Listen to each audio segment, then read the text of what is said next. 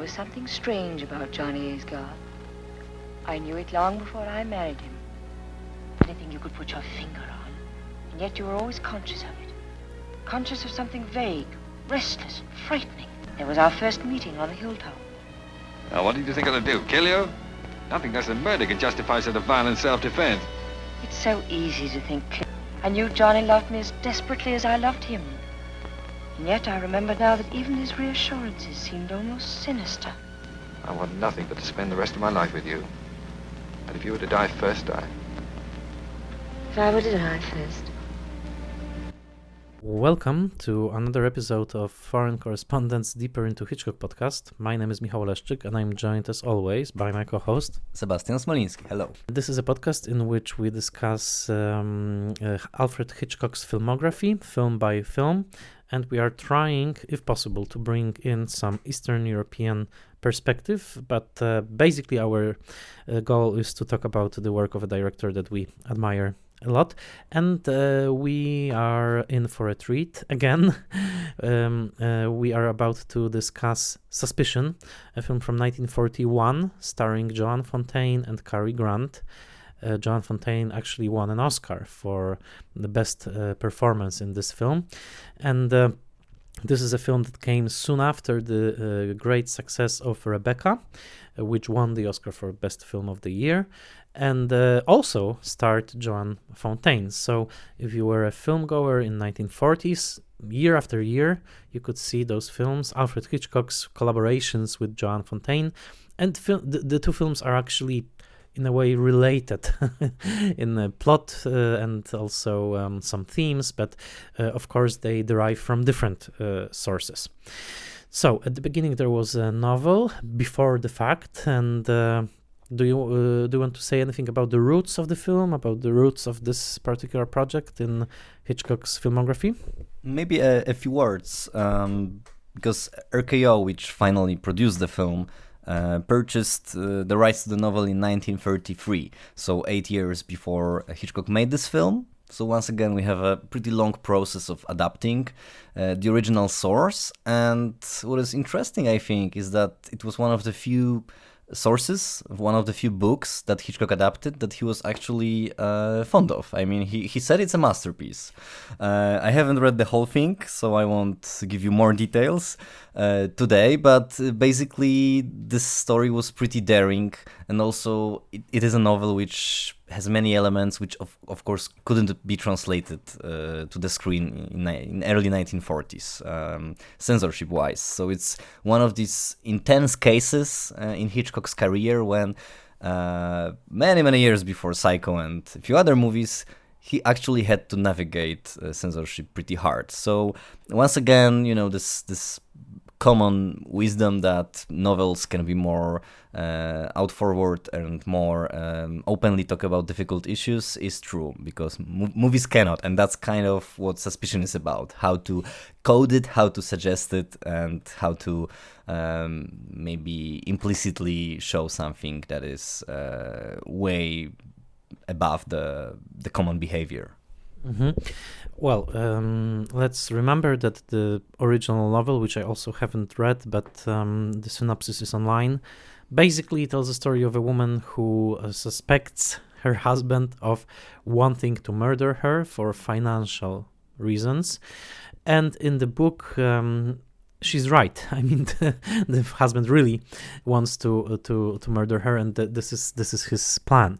In the film, and I'm giving a very brief synopsis of the whole issue, is the problem was that first of all, the role of the husband ended up being played by Cary Grant, and since Cary Grant's on-screen persona was of this charming, effervescent, nice guy, they decided to change the ending so that basically, in order to preserve the innocence of the Cary Grant character, so that all the suspicions that Joan Fontaine's character has in the film are unfounded.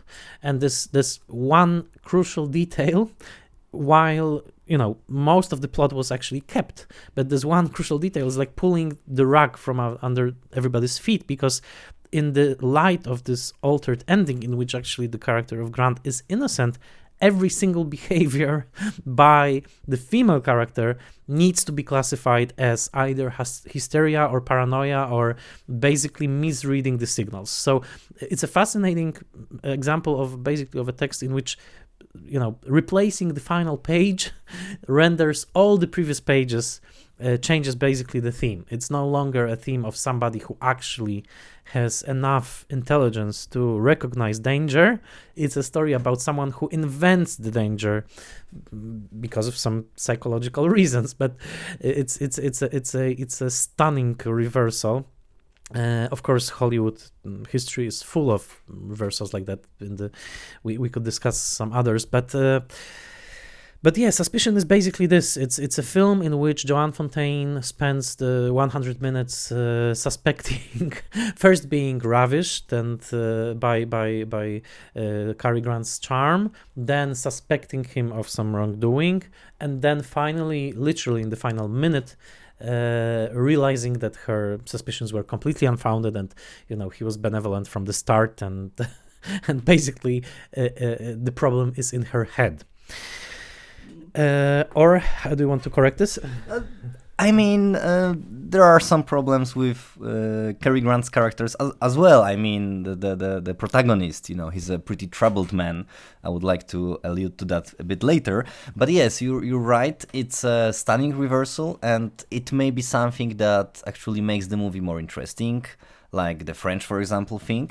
But basically, it's a pretty controversial issue, and there are even, I think, as far as I could establish, there are even some conflicting sources as to what Hitchcock really wanted to do at the beginning, because I think Donald Spoto, for example, suggests that he never wanted to have Cary Grant as a killer, but if you read Patrick McGilligan's biography and a few other books, then it's clear that Cary Grant, whose persona was already established at the beginning of the 1940s, he had some great successes already.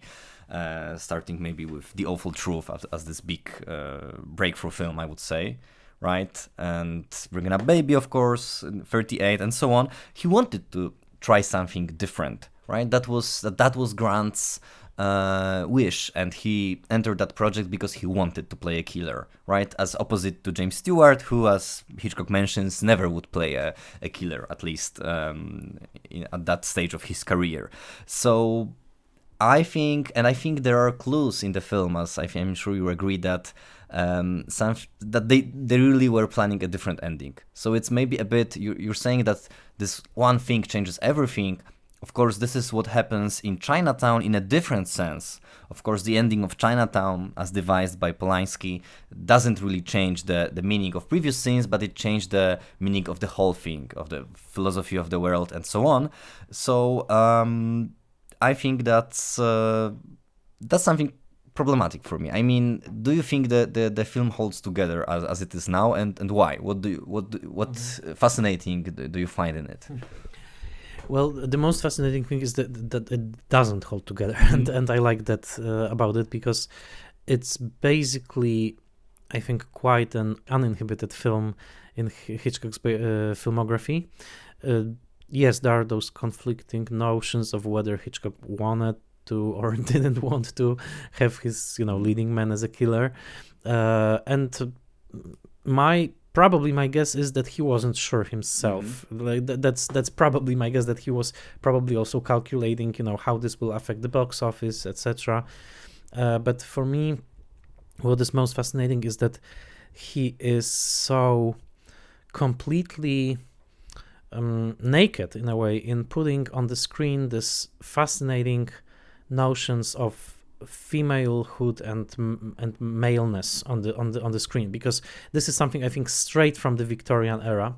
I was very, very surprised. There's a book by Paula Marantz Cohen called Alfred Hitchcock: The Legacy of Victorianism, and I checked it to see if there's an interpretation of Suspicion, because I think it's such a Victorian film, but there isn't. I'm very surprised and disappointed. Otherwise, I guess the book is very interesting. But for me, yes, it's this this female character which basically contains every single prejudice that Hitchcock had about women, and at the same time is completely revered as a woman that Hitchcock admires. I think that there's a completely contradictory, like a entanglement of feelings towards this female character. That on one level he wants to humiliate her, he sees her as this sort of mousy figure that needs complete sort of refashioning of her hair and attitude, and she seems to be so powerless. But on the other hand, she is the one in charge. She is the one in charge because she's the one who has any financial sense. She scorns her newlywed husband for his completely irresponsible way of spending money, because it turns out that Cary Grant's character is a child, as she says, that he's completely childish in his approach to money, to wealth. And it's fascinating to me that for the first 20 minutes or so, the film seems to be completely on the side of Cary Grant's character, and it seems that it's her who needs his sexual awakening in a way. But then it turns out that after the sex happens, because they marry, so the sex definitely happened, that it's a complete reversal of order, that it's her who actually is the reality principle. It's not his sexual adventurousness that is the reality principle in the film. No, it's her level-headedness about the rules of life, the responsibilities, the financial responsibilities. And I really think that her fears about him are completely justified, because he is, even if he is not a killer, he is a completely irresponsible person.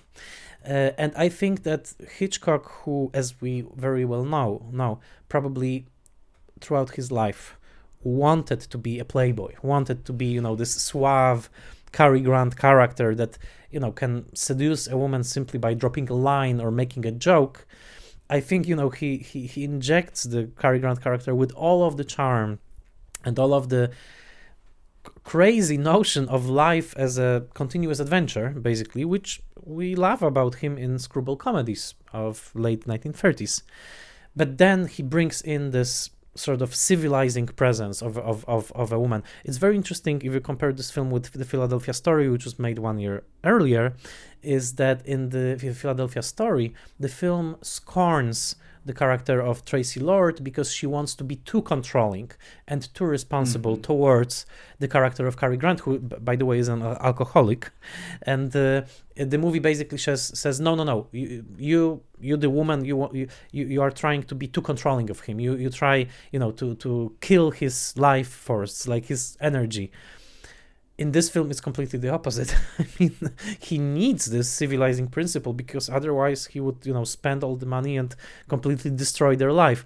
So in those contradictions, I think the movie is fascinating. And after last thing I will say is that it's a comedy. I think it's a comedy. It was written mostly by Samson Raphaelson, who wrote brilliant scripts for Trouble in Paradise and Shop Around the Corner around the same year.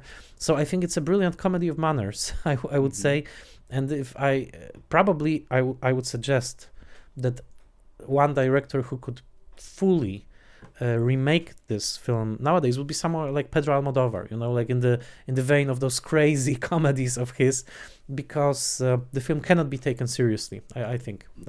Yeah, I agree. And what you say about the heroine, it's very interesting because my fiancée, she's often saying that she doesn't understand jokes sometimes, that she's too serious. And this is exactly what Joan Fontaine is saying in this film several times when the Cary Grant character is with this character named Beaky, I think, right? The one who dies after drinking bourbon, I think, finally.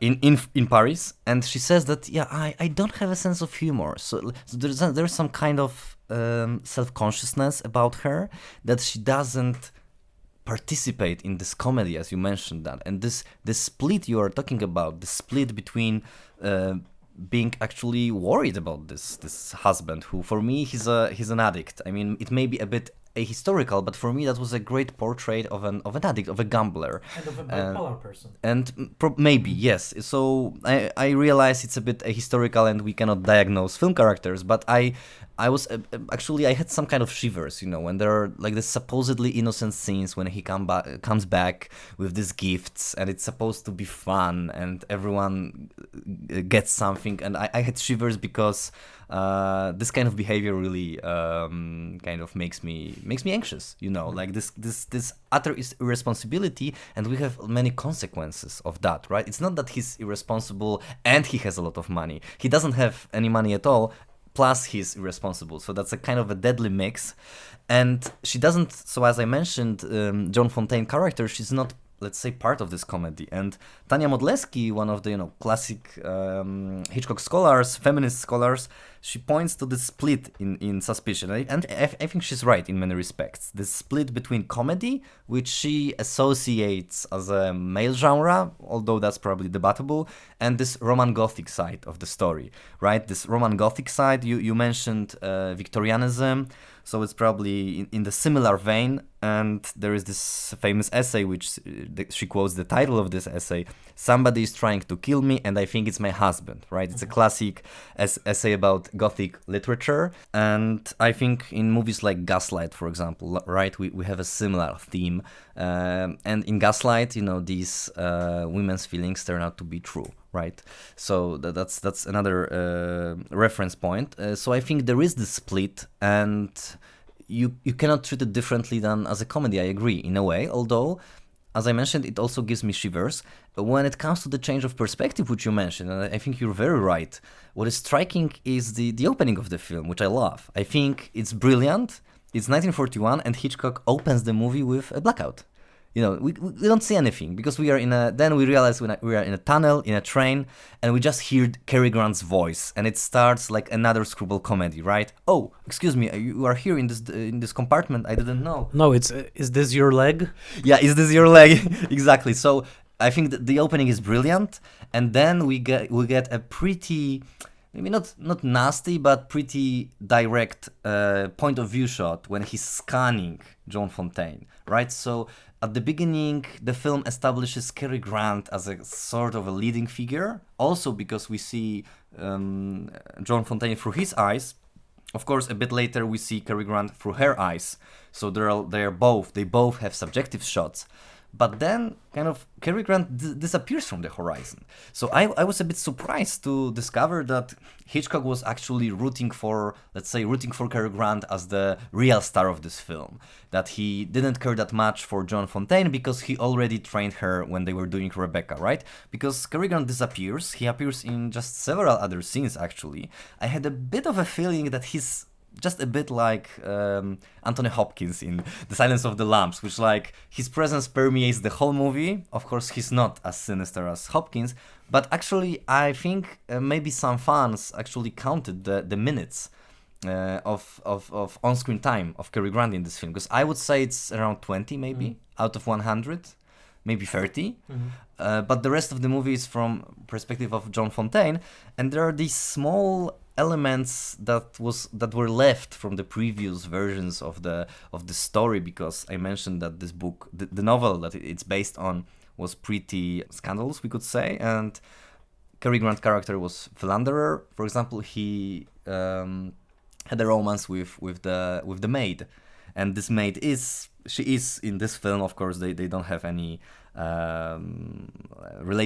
sexual relationship at all, but he gives her this mink stole in one of the scenes. And when you think about it, it's a bit strange that he's giving her maid, this kind of a gift, pretty luxurious gift, and I would say very feminine gift, right? It's not a box of chocolates or a book or, I don't know, something to clean the rooms with, but it's a mink stole. So there are like these leftovers of this more sinister Cary Grant in the film, and still I think there's at least one element when this change of the ending doesn't really, you mentioned it doesn't hold together, but for example, this small detail when she's calling when she thinks he may be in Paris and he may be the killer of this friend, she's calling the club, right? And in the club they say that he wasn't there, and then when he comes back, he says that he was there. So it's a fact, right? He wasn't there, he's lying. But then when we have this resolution, supposedly he wasn't lying, at least in this respect, right? So we see it's contrived, it's fake. It doesn't really hold together, even of this most basic level of continuity and plot coherence. Yeah, I love this reading, and I think that, because of the troubled, let's say, origins of this film, it's not a pure film in that, it's contaminated by those compromises that were taken, because it was not born this way, right? It was born another way, and then it, was tampered with, so it's contaminated. But this is exactly what I like about this, because I agree with you that there's this sinister dimension to this Cary Grant character, because he's so insistent on having fun that it's like a form of violence. He says to her, those words which would today be even more shocking, when he says, like, you're the first girl who, when you say yes, you really mean no. When you say no, you really mean no, something like that, right? So in today's context, that would be even more scandalous. But the problem is that, in Hitchcock's films, we had so many jokes, those misogynistic jokes about those, old maids in glasses, and those unflattering shots of those women who he constantly makes fun of. But here he sort of gives this woman, this figure, he gives it an inner life, and ultimately I think he's more on her side.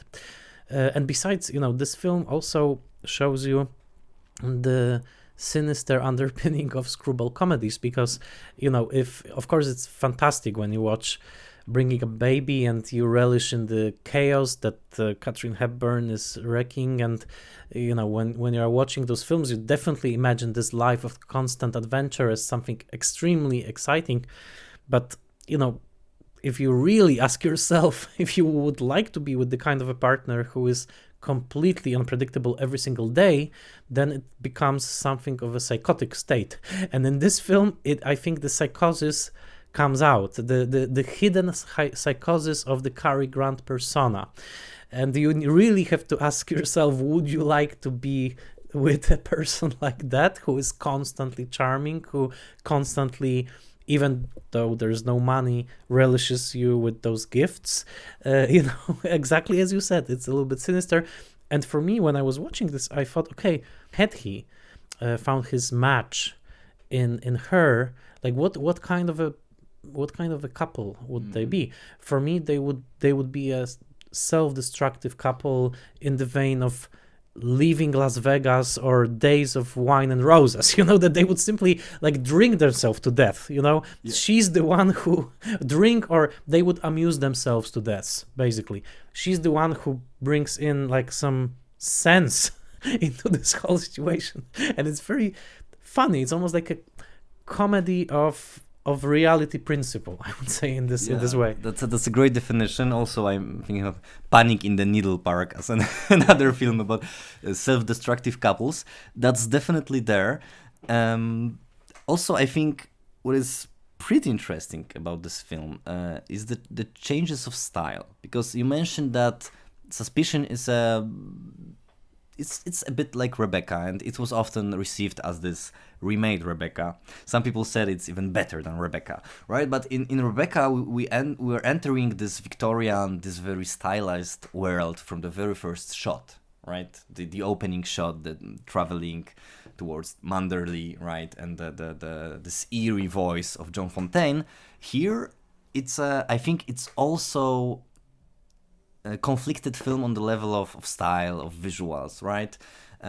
Hitchcock said it's too glossy. I don't agree, because I think watching that nowadays, 80 years later, we love like this glossy classical Hollywood movies, but these interiors, which are white and well lit at the beginning, of course start to be darker and darker, which is not like ingenious idea in itself, but I think it's very interestingly executed, that this movie really changes after 60 minutes, let's say. We have some suggestions that something's wrong, mostly with money, but then the style changes completely, and then we get this Gothic feeling in the last 20-30 minutes. I think it's pretty effective, although maybe not as thrilling as it could be, maybe not as thrilling as it is in Gaslight or Rebecca, when this building of Gothic is made almost in every scene builds up to this final feeling of entrapment and paranoia. Absolutely, and also what we could. And this is also, again, this is one of those inconsistent Hitchcock films that I enjoy, like Rich and Strange. That's so strange that you enjoy it.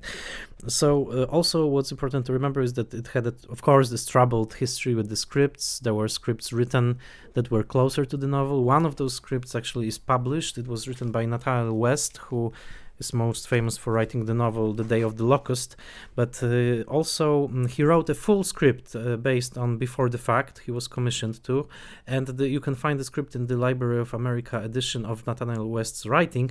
And I didn't read the whole thing, but I read the ending, which which has the Joan Fontaine character actually killing her husband as he is handing her the poisoned glass of milk or something, and as he's dying, he says to her, "Monkey face," and Ellen says to him, I'm so sorry." And the last sentence that Tony says to her is, "Lay you 3-1, it's a boy." So he makes a bet on the sex of the child that will be born. So she's pregnant, and so I bet it will be a boy. These are his last words. And there was also another ending suggested in which she knows that he is a killer. He brings her the glass.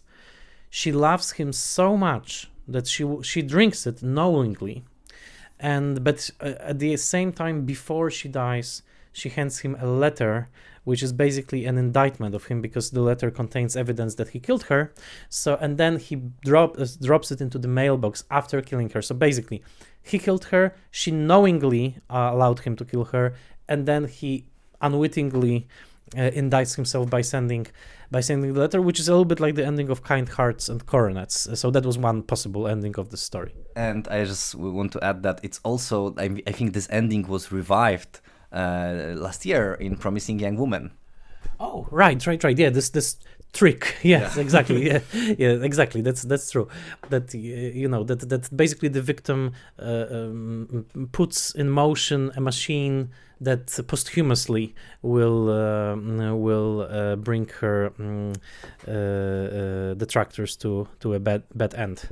But also let's add that this production was even more troubled. Not only several versions of the script, but also I think it's very interesting, and I wonder how traumatic was that for Hitchcock. How important the fact was that his movie was at one of the stages of the production. It was cut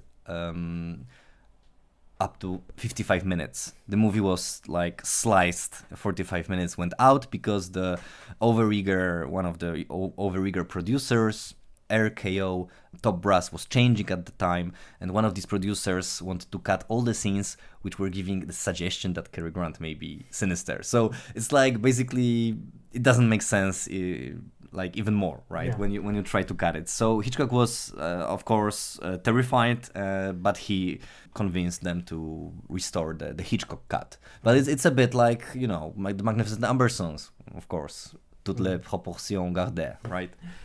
Yes, and of course you could write, and definitely there were written long essays about the subjectivity in the film and the approach to paranoia, because if she's paranoid, then why the movie has to be paranoid too, right? Like, why should Cary Grant in a way that suggests, that he's the murderer? Why the famous example of lighting up the glass of milk so that it glows because it's so sinister? Well, that's an interesting question. So if she's paranoid, why we have to be paranoid too, right?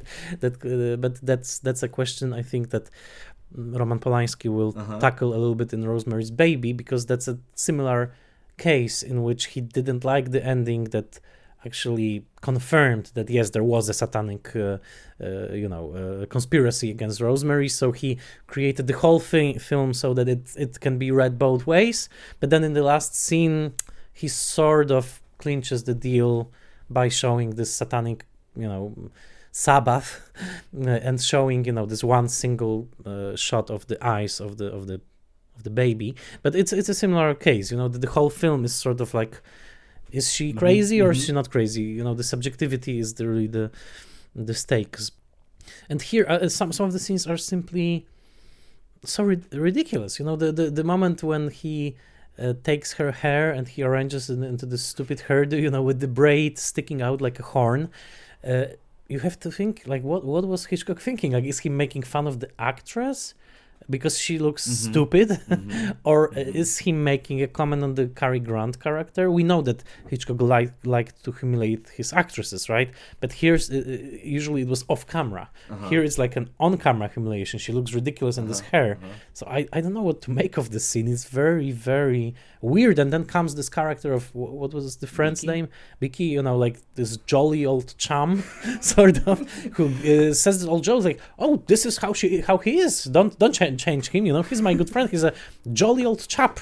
It's very strange. I don't know what to make of it. Yeah, it's very strange. And the when he's in the movie, like, this house changes into like a sandbox or something, they just have fun all day, which is really bizarre. And the scene you mentioned when he's trying to make something out of her hair, the scene begins with them fighting, right, on the hill. And so obviously, I mean, Hitchcock, you may say, for example, that he wants to be this master manipulator, as was often said of him, and actually that was one of the accusations, or a virtue, depending on your point of view, right, that he wants to manipulate us, that there is something going on, when in reality there is not. But of course, it really changes let's say the ideological meaning of the film, right? Robin Wood said something very interesting. He sees in Suspicions, he didn't write a lot about this movie, but he sees it as a kind of a modernist text that that you can, as you mentioned, you can read it both ways. And actually, this film has like at least two narratives, right? So it's like you can choose one of them or you can choose the other, and you can choose the movie, you can watch the movie that way and making sense of the scenes in that way. But also it changes the meaning in this sense that you can stand on a strange ground when you suggest that actually your heroine, she's a bit crazy, right? Because that's the eventual meaning, that she had some kind of feelings which were just her feminine feelings, and doesn't really make sense. But of course, I don't know what to make of it. I mean, I know that there is at least one reading which sees this story as mocking the character, as making fun of her. I think it's more complicated. I think we mentioned that, this mix of comedy and Gothic. But I don't know, this kind of ending is really strange because it kind of undermines it undermines Joan Fontaine character.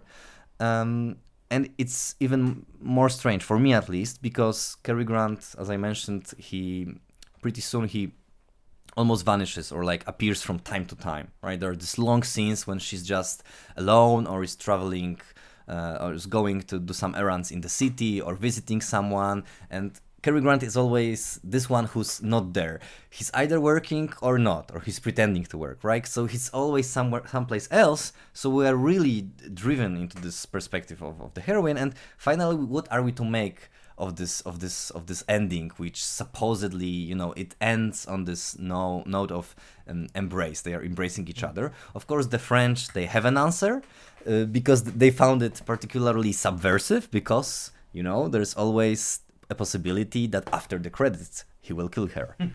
Yeah, there's always this possibility.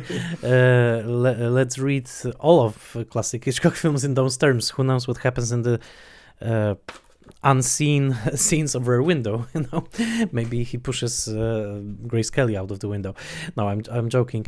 For me it's also interesting because ultimately I think Hitchcock, as we know, was a sadistic figure. I think he was kind of a failed predator. He was a wannabe predator, I think, almost like an impotent predator, a little bit like Norman Bates, because we know about the very nasty psychological tricks he was playing on actresses. On the other hand, and humiliating them and engaging in this sadistic behavior. On the other hand, apparently he was faithful to his wife Alma on the sexual level. So there was, I think there's this element of him that would like to be like this Cary Grant character, like extremely decisive sexually, extremely seductive, extremely funny, almost to the point of psychosis. But I think deeply Hitchcock is identifying with the Joan Fontaine character. He may call her crazy, he may, make fun of her, but I think his own self is much closer to this woman, to this suspicious woman, because also I think as a Catholic he was very suspicious of pleasure itself. Like if it's too pleasurable, then probably it's wrong. So her reserve is almost like this. This man is too much fun. Like I have to be very careful because he's too much fun. And so basically I think that Hitchcock, as troubled as this film is, I think he has feelings of identification with the woman in the film. And almost he's like saying that, she might have been wrong, but really she is right. Like this is my take on it. I don't know if he would admit it himself, but I think that yes, he was much closer to her character than to his character. Another way of this, another incarnation of this dynamics will be in Marnie. I think that this relationship between, but this will be like beyond dark. This will be like taking this to the Marquis de Sade fun house, but deranged Technicolor. Yes, exactly. But here it's a joke. It's a comedy, but ultimately I think that yes, Hitchcock himself was suspicious, and I think he was suspicious of pleasure in many ways.